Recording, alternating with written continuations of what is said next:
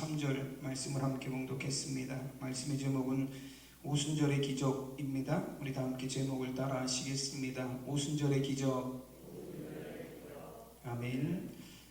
교회가 언제부터 시작이 되었냐고 묻는다면, 여러분 교회의 기원에 대해서 묻는다면 오순절의 마가의 다락방에서 교회가 시작되었다라고 말할 수 있습니다. 예수님께서 이제 부활하시고 승천하신 이후에 제자들과 120명의 사람들이 함께 모여서 기도할 때에 그곳에 바람과도 같고 또 불과도 같은 성령이 임하시고 제자들은 성령의 임재 속에서 성령이 충만하게 하심으로 말미암아 방언으로 하나님이 하신 일들을 말하기 시작했습니다. 여러분 교회의 시작은 성령의 임재함으로부터 시작이 되었습니다. 그래서 교회의 역사는 곧 성령님이 함께 하시는 역사이고 교회의 부흥은 성령의 운동의 영향이었습니다. 오순절 마가의 다락방에서 마가의 다락방에 임하신 성령으로 말미암아 시작된 교회는 여러분 성령의 역사를 통해서 놀라운 부흥이 일어나는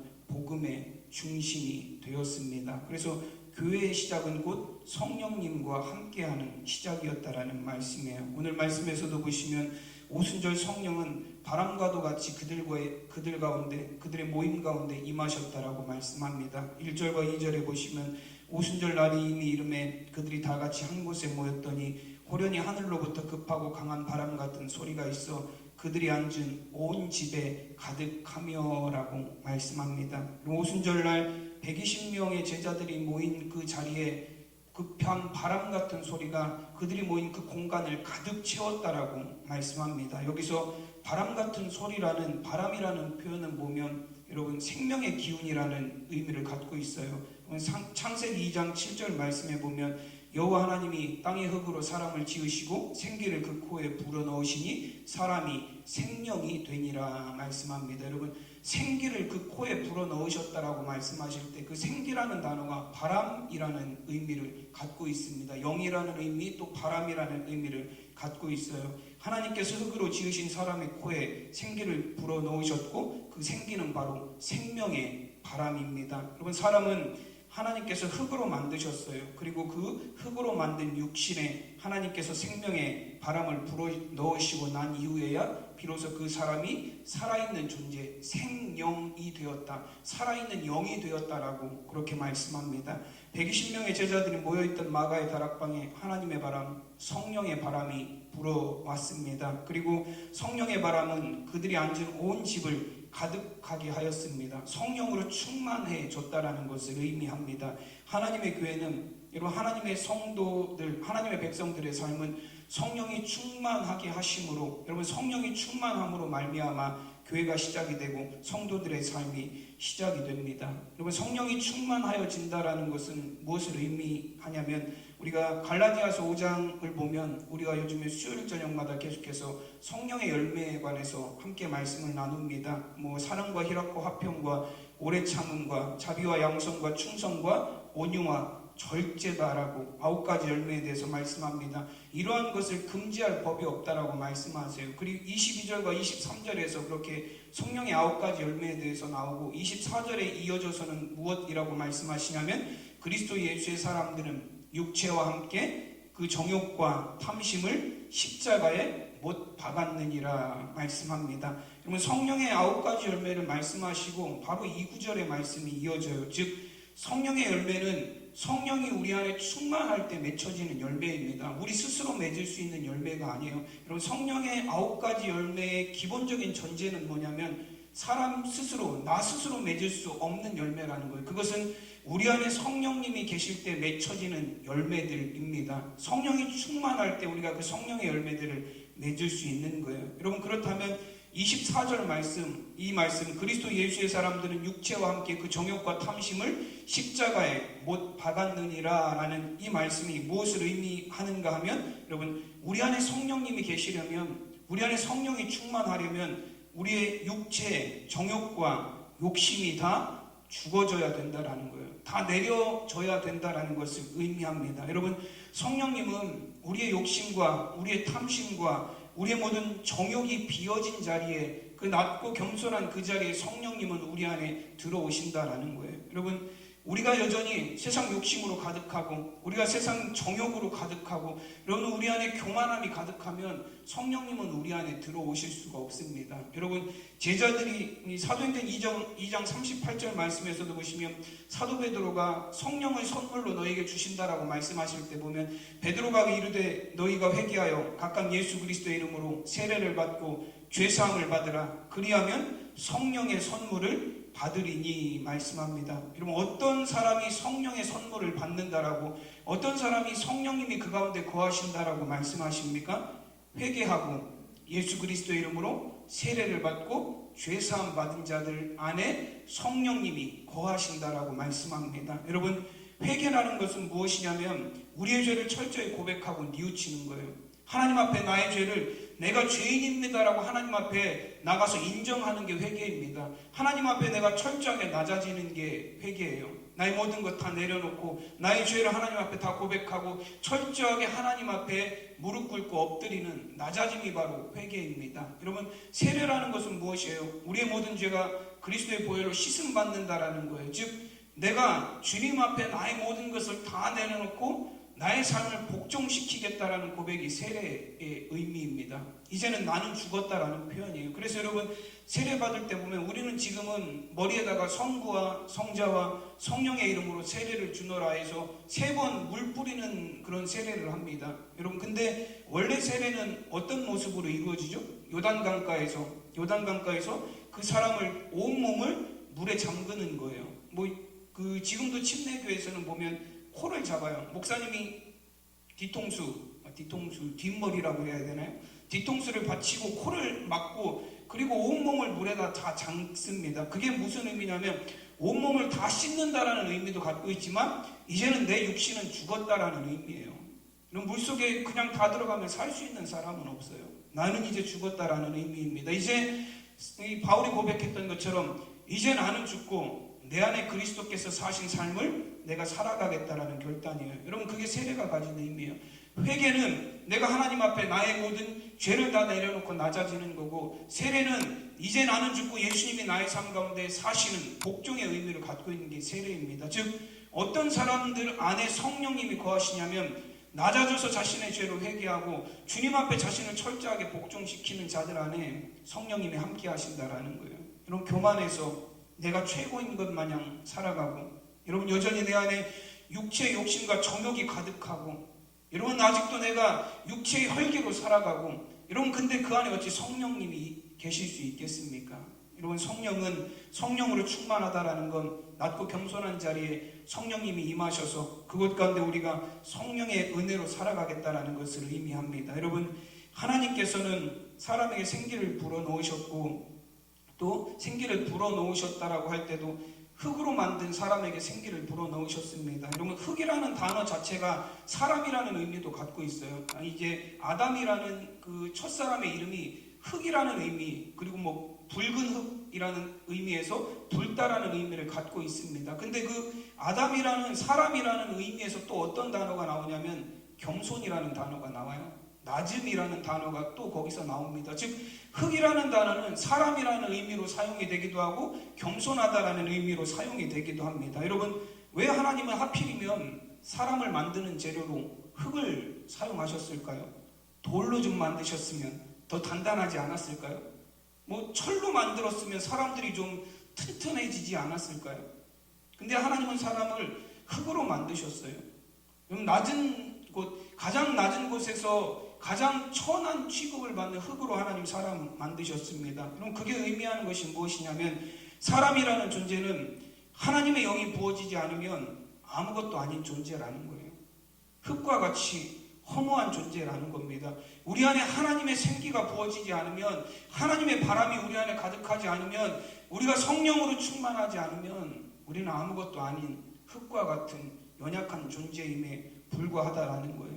여러분 마가의 다락방에 정말 하나님 앞에 모여서 철저하게 낮아지고 겸손해서 하나님의 도우심을 구하는 성령이 너희에게 임하시기까지 너희가 그곳에서 기다리라는 그 말씀을 기억하고 그곳에서 낮아짐으로 성령을 기다리는 자들에게 바람같은 성령이 오셔서 그들을 충만하게 채워주셨습니다. 여러분 지금 예루살렘은 그 오순절 맥추절이죠. 맥추절 절기로 인해서 정말로 사람들이 엄청 많은 사람들이 다 축제와 같은 그런 분위기로 띄워져 있는 그런 상황이에요. 근데 그곳 수만 명의 사람들이 모여서 축제하고 즐기고 즐거운 그 자리에서 여러분 성령님이 어느 곳에 임하셨냐면 수많은 사람들이 있는 화려한 자리가 아니라 120명 초라하고 연약한 사람들이 하나님의 도우심을 구하며 성령을 구하며 기도하는 그 낮은 곳에서 성령님이 임하셔서 그것을 충만하게 채우신 줄로 믿습니다. 여러분 우리의 낮고 겸손한 심령에 성령님 들어오셔서 우리의 모든 정욕과 우리의 모든 욕심과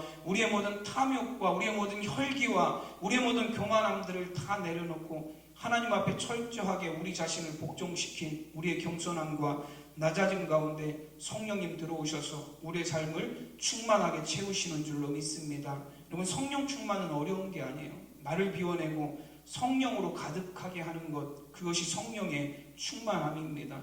여러분 나는 왜 성령 충만하지 않지? 나는 왜 성령의 인도하심이 내 삶 가운데 느껴지지 않지? 내 안에 내가 살아있는데 어찌 성령님이 우리 안에 충만하실 수 있겠습니까? 내 안에 내가 살아있으면 성령님이 거하실 수가 없어요.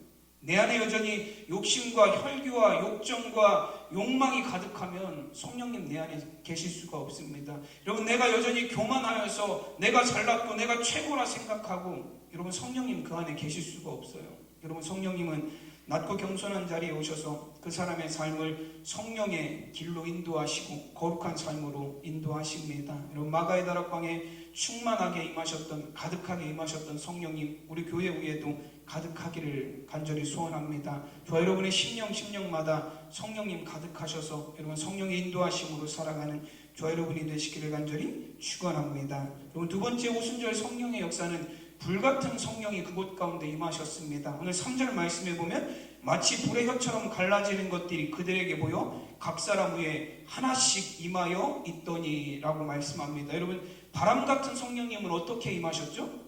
그들이 있는 온 공간을 가득 채우셨어요. 충만하게 하셨습니다. 근데 불같은 성령님은 어떻게 임하신다고 말씀하시죠? 각 사람 머리 위에 거기에 모여있는 120명의 사람들 하나하나 그 머리 위에 성령님이 불같은 성령님이 임하신다라고 그렇게 표현이 되어 있습니다. 여러분 성령님은 우리의 모든 삶을 충만하게 채우시는 분이시기도 하고 또 성령님은 하나님의 백성들이 세상을 거룩하고 정결하게 살아갈 수 있도록 하나님이 주신 그 사명을 감당할 수 있도록 각 사람 위에 은사로 임하셔서 능력이 되시는 분, 불같은 능력이 되시는 분이 바로 성령님이십니다. 여러분 성령이 우리와 함께 하실 때 우리가 세상의 하나님의 백성으로 능력 있는 삶을 살아갈 수 있습니다. 여기에서 능력이란 세상이 말하는 그런 능력이 아니에요. 재물을 말하는 것도 아니고 권력을 말하는 것도 아니고 권세를 말하는 것도 아니고 힘을 말하는 것도 아닙니다.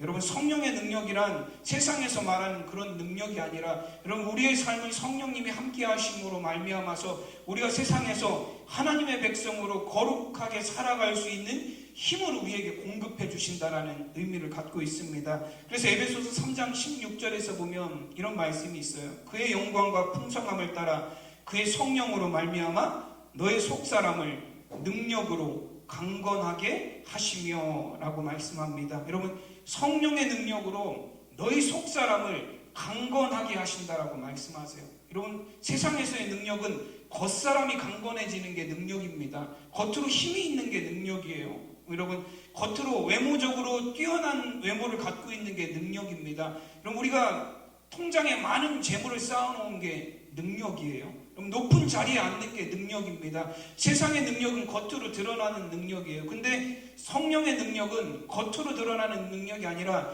우리의 속사람을 강하게 하시는 능력이다라고 말씀합니다. 여러분 이 에베소서 3장 16절 말씀에서 사도 바울이 이렇게 고백을 하는데요.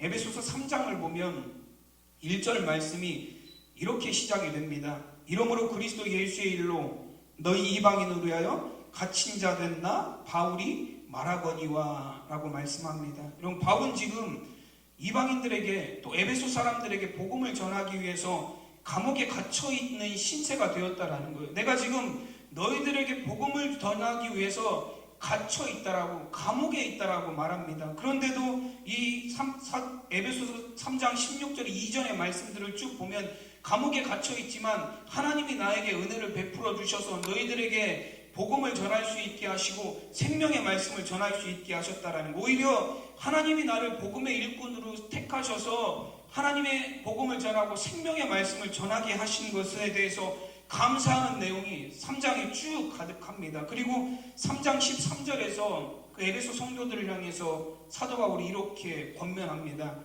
그러므로 이제 쭉 얘기한 거예요. 내가 갇혀있지만 나는 감사하다. 생명의 말씀을 전할 수 있음에 감사하다. 하나님의 은혜가 지금도 나에게 충만하다라고 고백한 다음에 13절에 이렇게 고백을 합니다. 그러므로 너희에게 구하노니 너희를 위한 나의 여러 환난에 대하여 낙심하지 말라. 이는 너희의 영광이니라 말씀합니다.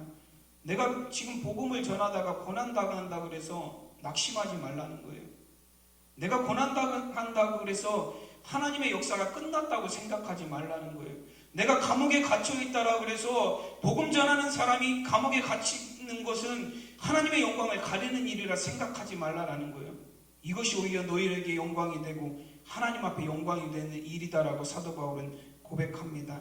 그리고 나서 3장 16절 고백하는 거예요. 성령의 능력은 너희의 속사람의 강건함이다 라고 고백합니다. 여러분, 이것이 사도 바울의 믿음의 고백이고 성령의 능력의 역사예요. 여러분, 사도 바울이 감옥에 갇히고 고난을 당하고 여러 가지 어려움 가운데서도 이런 고백, 믿음의 고백을 할 수 있는 이유는 무엇입니까? 성령님께서 사도 바울과 함께 하셔서 여러분, 그의 겉사람이 아니라 속사람을 강건하게 하시기 때문입니다. 모든 고난과 환난을 감당할 수 있도록 성령님께서 동행하시고 함께하여 주시기 때문입니다. 여러분, 성경에서 말씀하시는 대로 우리의 겉사람은 날로 후패해져 갈 수밖에 없습니다. 어떤 노력을 다해도 이건 어떻게 할 수 없어요. 우리의 겉사람이 늙어가는 것은, 우리의 겉사람이 후패해져 가는 것은 우리가 어떤 방법을 써도 막을 수가 없습니다. 여러분, 누구나 다 나이가 들면 늙게 돼 있고 병이 들게 돼 있고 노쇠해져 가게 돼 있고 힘이 없어지게 되어 있어요. 그러다가 결국에는 여러분 죽음에 이르게 되어 있습니다. 이것은 우리가 도무지 막을 수 없는 결과예요. 여러분, 그러나 우리 겉사람의 후패함은 막을 수 없지만 여러분, 속사람의 강건함은 우리가 이룰 수 있습니다. 어떻게 그 속사람의 강건함을 이룰 수 있죠? 성령이 우리 안에 함께 하시면, 여러분, 우리의 속사람을 강하게 하시는 것이 성령의 능력이에요. 여러분, 저는 우리 권사님들이 80이 넘으시고 90이 다 되셔서도 새벽 기도에 하루도 안 빠지고 나오시는 거 보면서 여러분, 정말로 대단하시다라는 생각을 합니다. 젊은 사람들도 하지 못해요. 건강한 사람들도 새벽마다 나와서 기도하는 것 하지 못합니다. 근데 90이 다 되신 권사님들이 새벽마다 나오셔서, 80이 넘으신 권사님들이 새벽마다 나오셔서 기도하세요. 건강해도 할 수 없는 일들을 여러분, 걷기도 힘든 분들이 할 수 있는, 감당할 수 있는 이유는 무엇이냐면 성령님이 그 속사람을 강건하게 하시기 때문에 그래요. 그래서 강건하게 하심으로 그분들이 나와서 기도하고 여러분, 기도의 사명을 통해서 하나님의 교회를 세워나갈 수 있는 거예요. 여러분, 우리가 많은 핑계를 많이 대요. 지금도 여러분, 코로나 때문에 교회 가기 어렵습니다. 코로나가 지난 지 지금 1년 반이 넘었어요. 근데 한결같은 그런 말들이에요. 몸이 안 좋아서, 바빠서, 농번기가 되어서, 그럼 여러 가지 핑계들로 말미암아서 우리가 하나님을 예배하고 우리가 그리스도인으로서의 어떤 삶의 모습들을 제대로 살아가지 못하고 있어요. 근데 여러분, 우리의 겉사람 때문에 그렇다라고 우리는 많이 핑계해요. 그러나 여러분, 정작의 원인은 뭐냐면 우리의 속사람이 강건하지 않기 때문에 그래요. 우리가 믿음으로 하나님 앞에 바로 서지 않기 때문에 그렇습니다. 여러분, 날마다 우리의 속사람의 강건을 위해서 성령님, 정말로 내 안에 모든 것이 다 내려지고 성령님이 내 안에 계셔서 하나님이 우리의 삶의 최우선이 되고 정말로 불같은 성령님이 나에게 능력이 되어주셔서 내가 성령의 능력으로 강건하게 살아갈 수 있도록 여러분 구하시는 저와 여러분이 되시길 간절히 소원합니다. 여러분, 우리가 정말로 이 세상의 삶을 위해서 얼마나 많은 것들을 투자하고 얼마나 많은 것들을 우리가 그것을 위해서 소비하고 헌신합니까? 그러나 여러분, 하늘의 천국의 삶을 위해서는 우리가 얼마나 많이 노력하고 헌신하고 있습니까? 여러분, 우리가 정말로 믿음 안에서 성령 안에서 살아가기를, 성령님 내 안에서 사시는 삶이 되고 성령의 능력으로 살아가는 삶이 되려면 여러분 우리 안에 있는 것들을 비워내고 성령님이 우리 안에 들어오셔야 됩니다. 여러분 사도행전은 여러분 능력의 말씀이 담겨져 있는 말씀이에요. 사도행전 1장 8절에서 말씀해 보시면 오직 성령이 너희에게 임하시면 너희가 권능을 받고 예루살렘과 온 유대와 사마리아와 땅끝까지 이르러 내 증인이 되리라 말씀하십니다. 여러분 예수님이 이 말씀을 제자들에게 하실 때는 몇 명 없던 시대예요.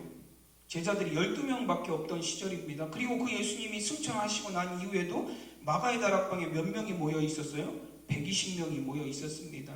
여러분 정말로 미약한 사람들이에요. 전 세계 인구에 비하면 120명이라는 숫자는 우리 교회 전체 교인 숫자보다도 되지 않는 거예요.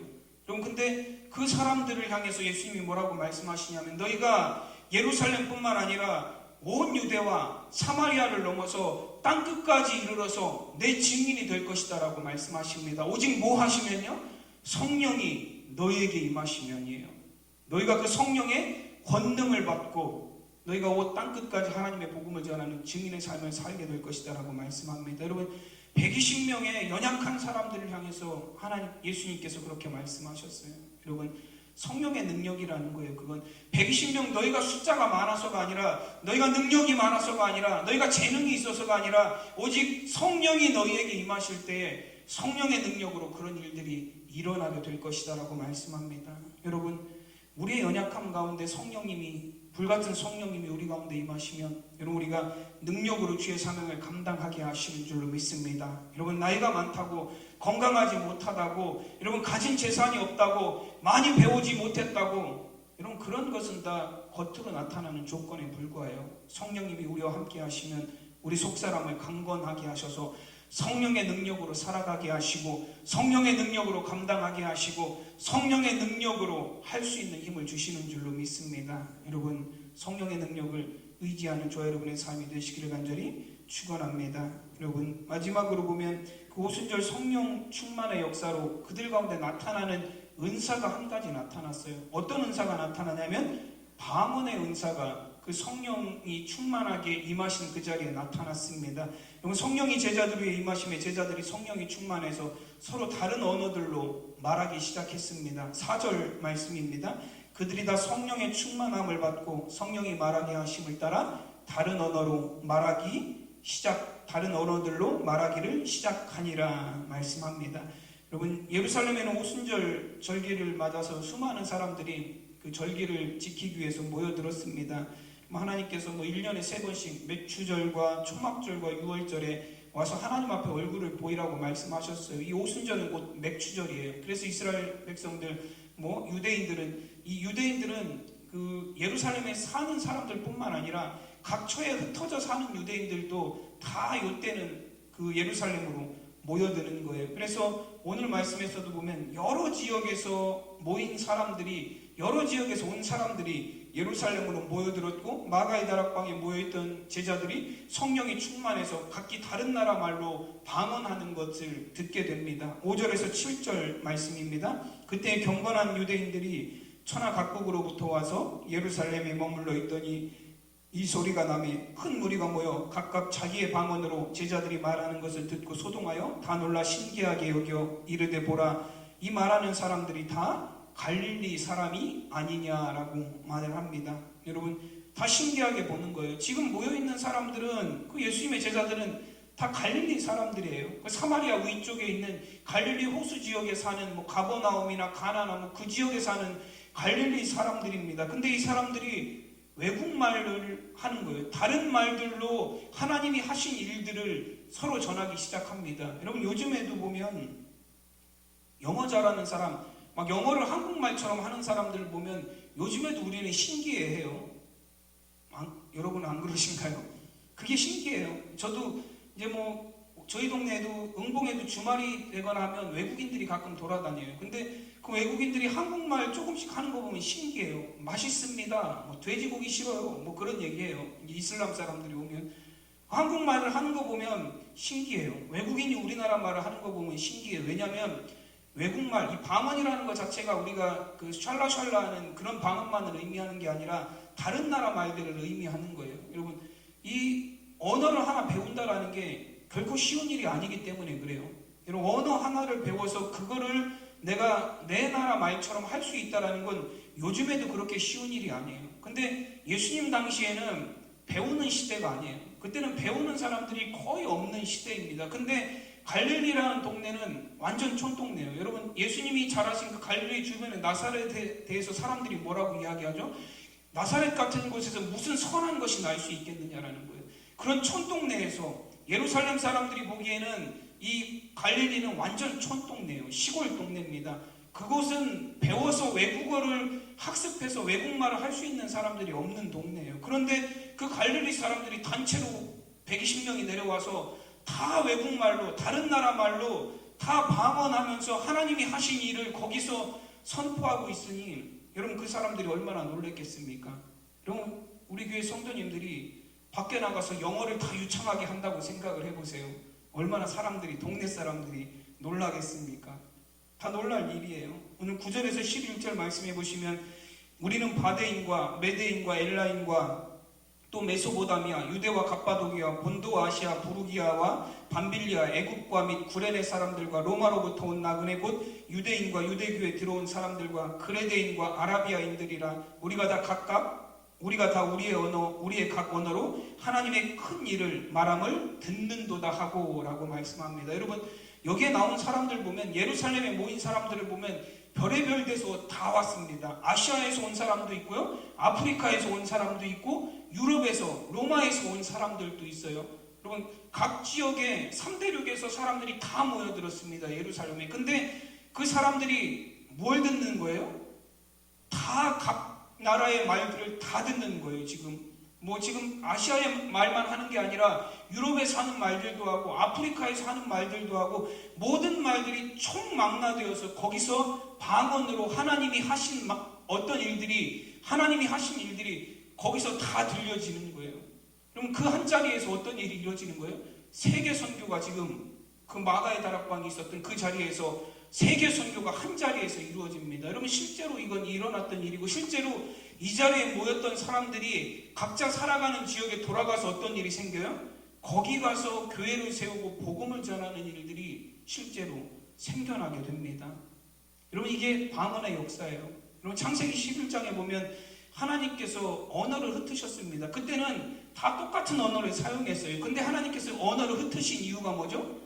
이 사람들이 하나가 되어서 바벨탑을 쌓아서 하늘에까지 이르려고 하는 교만함을 보셨기 때문에 그들의 언어를 하나님 다 섞어 놓으셨어요. 그래서 말이 안 통해서 그 사람들이 일을 함께 할 수 없었습니다. 근데 성령의 역사가 임하니까 다시 어떤 일이 생겨요? 말이 하나가 되는 역사가 나타나요. 말이 하나가 되는 역사가 나타나셔 하나님이 하신 일을 모든 사람들이 듣고 이해할 수 있는 방언의 역사가 그것 가운데 나타납니다. 여러분, 성령의 은사로 첫 번째로 꼽히는 게 방언이 된 이유가 그거예요. 우리가 하나님 앞에 방언으로 기도하는 것도 중요하지만 방언의 역사가 성령의 은사로 가장 처음 나타나는 가장 중요한 의미는 무엇이냐면 하나님의 복음이 전 세계의 언어로 선포되어지게 하시기 위함입니다. 여러분, 성령이 임하셔서 그 일이 가능해졌어요. 전 세계에 하나님이 하신 일들이 전 세계 사람들에게 모든 언어로 선포되어지고 전하여지는 그런 일들이 이루어졌습니다. 그리고 이 방언 사건을 통해서 베드로가 나가서 설교하죠. 모인 사람들에게 설교합니다. 그리고 어떤 일이 일어나냐면 사도행전 2장 41절 말씀에 보면 그 말을 받은 사람들은 세례를 받음에 이날에 신도의 수가 3,000이나 더하더라 말씀합니다. 그럼 120명이 시작했는데 성령의 역사가 임하시고 방언의 은사가 나타나고 그 자리에서 금방 몇 명이 늘어났어요? 3,000명이 나타나는, 여러분, 성령의 능력으로 되는 거예요. 여러분, 사람의 힘으로 3,000명을 여러분 가서 복음을 전하고 그들을 교회로 인도하려면 불가능한 일이에요. 근데 성령이 그곳 가운데 역사하시고 성령의 능력이 나타나자 하룻밤 사이에 3,000명이 그곳에서 회개하고 믿는 자들이 되는 성령의 능력이 나타나는 것을 볼 수 있습니다. 여러분, 지금도 선교사님들이 전 세계에 흩어져서 여러분 전 세계 다른 나라 말들로 하나님의 복음을 전하고 또 많은 사람들을 여러분 성령의 사람으로 만들려고 노력하고 있습니다. 여러분, 지금도 수많은 선교사님들의 그런 헌신과 그런 어떤 노력을 통해서 하나님의 복음이 세상에 전하여지고 있습니다. 여러분, 성령의 역사는 우리의 삶 가운데 나타나서 우리의 언어를 바꿉니다. 여러분, 그리고 그 자리에 모인 사람들, 이 마가의 다락방에 모인 사람들이 방언을 통해서 무슨 말을 하죠? 그들의 언어가 바뀌었는데 그 바뀐 언어들을 통해서 무슨 말을 하죠? 막말하는 게 아니에요. 못 알아듣는다고 아무 말이나 막 하는 게 아닙니다. 어떤 말들을 하냐면 11절 후반절에 보면 우리가 다 우리의 각 언어로 하나님의 큰 일을 말함을 듣는도다 말씀합니다. 여러분, 아무리 여러 나라 말을 한다 해도 그 말이 아름답지 못하면 아무 소용이 없어요. 어떤 사람들은 알아듣지 못한다고 막 외국인들 앞에서 함부로 말을 하는 사람들도 있습니다. 근데 여러분, 이 언어, 하나님께서 방언을 주셔서 그들의 언어를 바꾸어 놓으셨다는 것은 무엇을 의미하냐면 단순히 그들이 외국말을 한다는 것만을 의미하지는 않습니다. 그들이 어떤 말을 하기 시작한다는 거예요? 생명의 언어를, 천국의 언어를 그들이 선포하기 시작한다는 거예요. 하나님이 하신 일들을 선포하고 하나님의 큰 일을 선포하는 그런 언어들로 바뀌기 시작한다는 것을 의미합니다.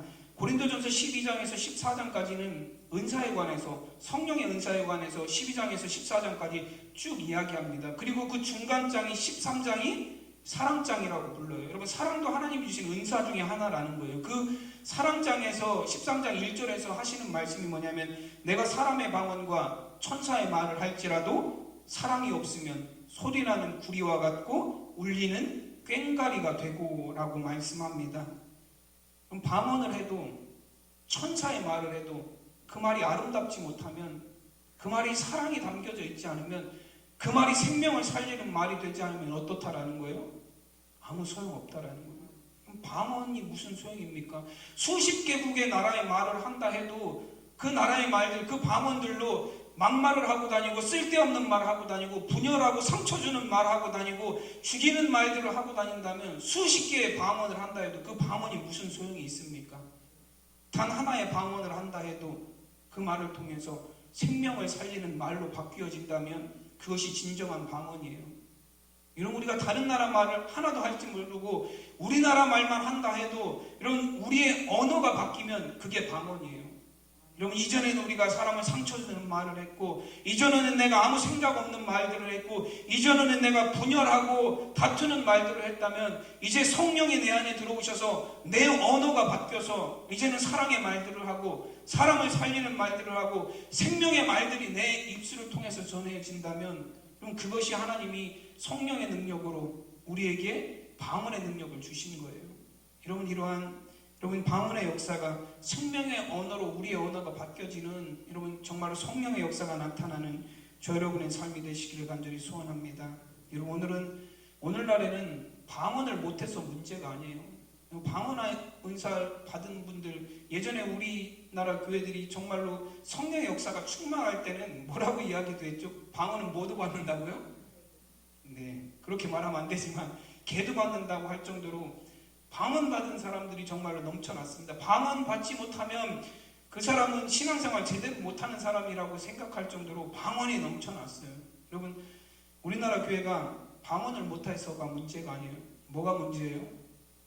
너무 말이 많아서 문제예요.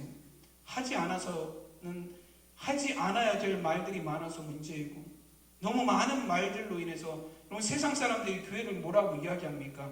방송국이라고 얘기해요. 말이 많아서 온갖 말들이 쏟아져 나가는 것이 교회라는 거예요. 말들은 많은데 신뢰할 말들이 나오지 않고, 말들은 많은데 생명을 살리는 말들이 나오지 않고, 말들은 많은데 여러분 아름다운 언어들, 성령의 언어들, 천국의 언어들이 나오지 않으니까 그런 방송국이라는 말들이 나오는 거예요. 여러분, 성령의 은사로 우리가 방언을 한다라는 것은 우리가 많은 나라의 말들, 다른 언어를 말한다라는 의미도 갖고 있지만 정말로 중요한 의미는 우리의 언어가 생명의 언어로, 천국의 언어로, 복음의 언어로 바뀌어진다라는 것을 의미합니다. 여러분, 정말로 성령님이 저와 여러분 가운데 충만하게 임하셔서 우리의 말들이 바뀌어지시기를 간절히 소원합니다. 마가의 다락방에 임하셨던 성령님은 바람같이 임하셔서 그 공간을 가득 채우셨습니다. 여러분, 우리의 삶이 바람같은 성령님이 우리 가운데 충만하게 임하셔서 여러분, 생명의 성령님이 우리 가운데 가득한 삶이 되시기를 간절히 소원합니다. 또한 불같은 성령이 임하셔서 120명 각각의 사람 위에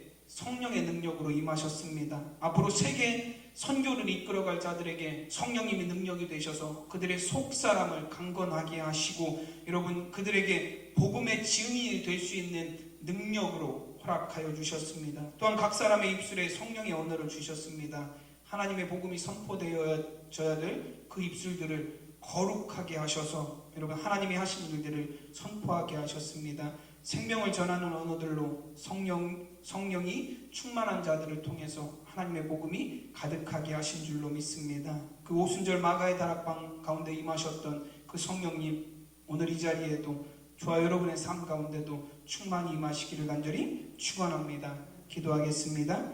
하나님의 은혜와 사랑을 감사드립니다. 하나님, 오순절 마가의 다락방에 성령님이 임하셔서 그곳에서 하나님의 교회가 시작되게 하시고 그 성령님 모든 사람 위에 그 공간을 충만하게 채우셔서 하나님, 그 자리에 있는 모든 자들이 성령으로 충만하게 하셨습니다. 또한 불같은 성령님 능력으로 각 사람 위에 임하셔서 그들이 하나님의 복음의 사명을 감당하며 하나님 능력으로 감당할 수 있도록 그들의 속사람을 강건하게 하시고 권능을 주셔서 그들이 온 세계와 열방 땅끝까지 하나님의 복음을 전하는 증인이 되게 세워주셨습니다. 그들의 입술 위에 하나님 방언을 허락하여 주셔서 그들의 언어가 바뀌게 하시고 그들이 전하는 말들이 정말로 하나님이 하신 큰 일들을 선포하는 생명의 언어가 되게 하신 줄로 믿습니다. 그 성령님 우리 안에 함께 하셔서 우리도 그런 삶을 살게 하시고 성령 충만하여서 정말로 세상에 하나님의 복음으로 가득하게 만드는 생명의 언어들로 채워지는 삶이 될 수 있도록 주님 인도하여 주시옵소서. 감사하며 우리 주 예수 그리스도의 이름으로 기도드리옵나이다.